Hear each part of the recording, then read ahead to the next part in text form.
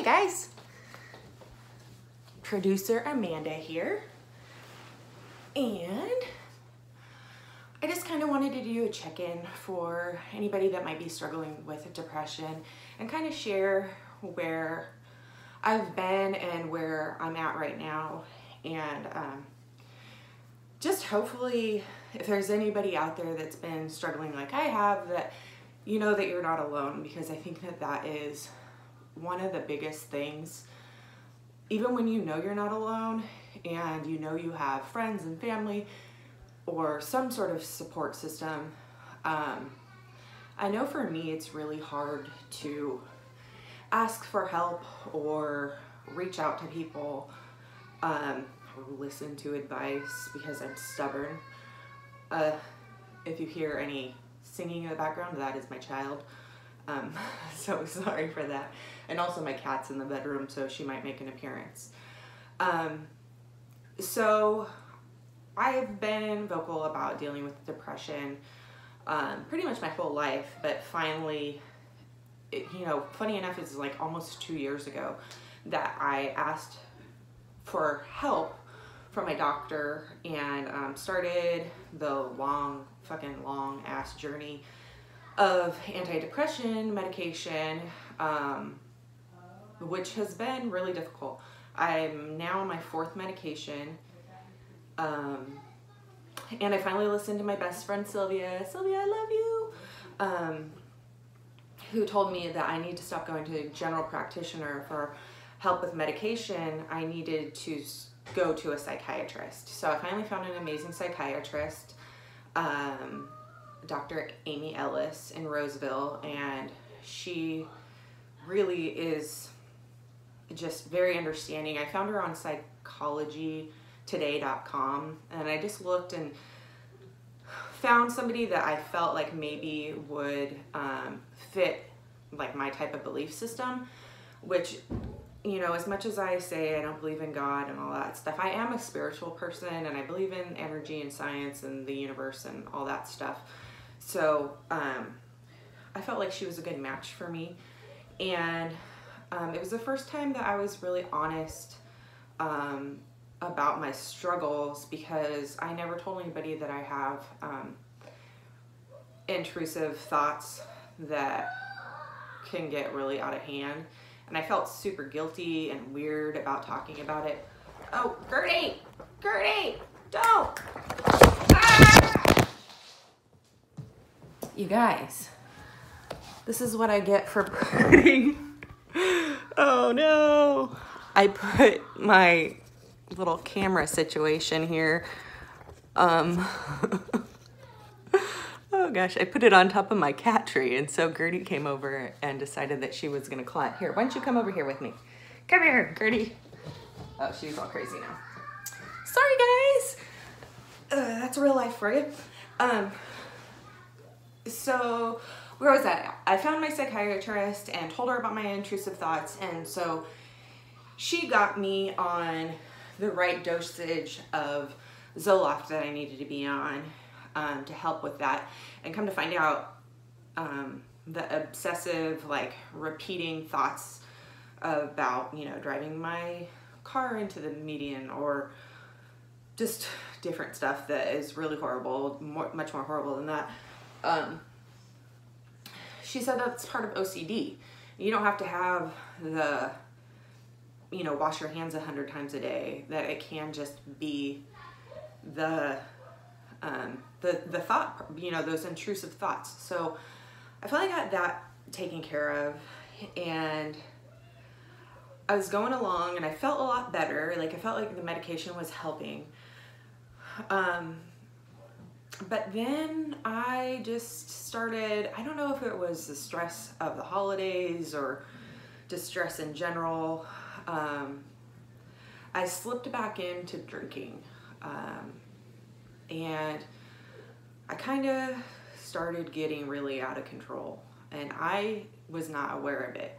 Even though I had at least 4 different friends tell me that they were like concerned for me, and I was just like, oh, whatever, I got it under control, and then things started to really just go downhill. And I refer to it as my self-sabotage tour, because I was just being really reckless. And I thank the universe, that I didn't get a DUI, that I didn't hurt anybody. But I mean, I came close to really, just probably being in one of the worst places that I've been recently.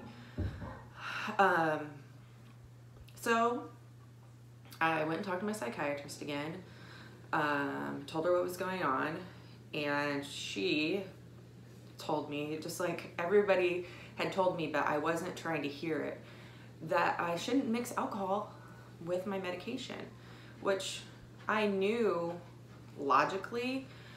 You know, my best friend again, Sylvia, she told me that, and a couple of other friends were like, yeah, you shouldn't drink on medication. And I'm like, well, I'm not drinking that much. Well, yes, I was drinking too much and just got out of control. So luckily enough, I had the wherewithal to say this is a problem. So I have quit drinking 14 days ago. So 2 weeks ago today, I quit drinking. And my goal is to not drink for a year for my birthday. So I got a little bit of a head start. My birthday's in February, but I figured I needed to get a handle on it. So, you know, I had dried up for 30 days before, and it was really easy because I was just like, oh, it's 30 days, I can do it. And I ended up doing actually 34 days. But now that I'm committed to doing a year at least, it's been much more difficult. My cravings are more intense. I think it's just psychosomatic, but it's been really, really difficult because I got so used to using it as a crutch for stress. So I had done the whole mocktail thing. I found a really good substitute for a Moscow Mule. So it's just grapefruit, or they call it pamplemousse flavor, LaCroix or LaCroix, however you say that, fucking sparkling water. So it's grapefruit, sparkling water, ginger beer, and lime. That's all it is. And I've been having those at night, and it tricks your brain. It's totally no alcohol, but it tastes like it. So, and those of you who have asked, ginger beer is non-alcoholic, because I posted a picture on my Instagram, and somebody asked if it was non-alcoholic, and yeah, ginger beer is non-alcoholic. So I've been doing that. I've still been working out, which I didn't ever stop working out, but I think I'm just more committed to it now. I've been doing more workouts at home and just trying to be more intentional with with everything about working out and how to use my energy and all that stuff. I had a Reiki session with my personal trainer, Molly, and that was really great. I feel like it balanced me out a little bit. If you believe in that kind of stuff, or even if you're just open to it, I was so lost in everything, and it was such an incredible experience. I can't really put it into words what it gave me, but it was amazing. And then I have a checkup appointment with my psychiatrist in March. And on the 5th, I'm going to start my EMDR therapy with my therapist, who was also Dawn's therapist, who did the EMDR. And that's, it's like, I can't remember what the acronym stands for, but it's like eye reprocessing, blah, blah, blah. I don't know. It's supposed to help you with PTSD and reprocessing the memories that you have that are traumatic. It's supposed to help you get them from your short-term memory to where you're looping that trauma more often, and it processes it over to your long-term memory. The way my therapist described it is, if there's a little Ferris wheel and a big Ferris wheel, it takes the memories that are on the little Ferris wheel and like bumps it over to the big Ferris wheel. So when you think about it, it's not as often.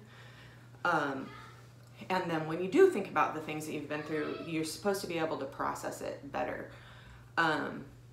So that's kind of where I'm at right now. I feel a lot better. I didn't call you. I didn't know. I am recording something for work. So you just close the door and let me. Sorry. Okay, close the door. Okay, bye. Sorry, that was the Padawan. He thought I called him because he can hear me talking, but I didn't call him. So I'm working out. I'm not drinking. I added Abilify to my Zoloft combination. So the Zoloft is the antidepressant, and then Abilify is supposed to be a serotonin and dopamine booster. So those, I have that under control. I'm not drinking, so it's not causing me to go crazy, because that really was causing me to go fucking crazy. I thought I was losing my mind. And I'm working out. I'm gonna start doing, I want to do like those 30-day hot yoga things, but I probably won't start that till March. And I'm trying to rely on my family and friends and other people that I know that are going through similar things, like with not drinking, and just trying to reach out to people, because I'm not inclined to do that. I always just don't want to be a burden to my friends or my family, and I'm stubborn, and I guess I don't want to hear what they have to say, really. If I'm honest with myself, I just want to do it my way, but that is so not the way to do things. You have to ask for help.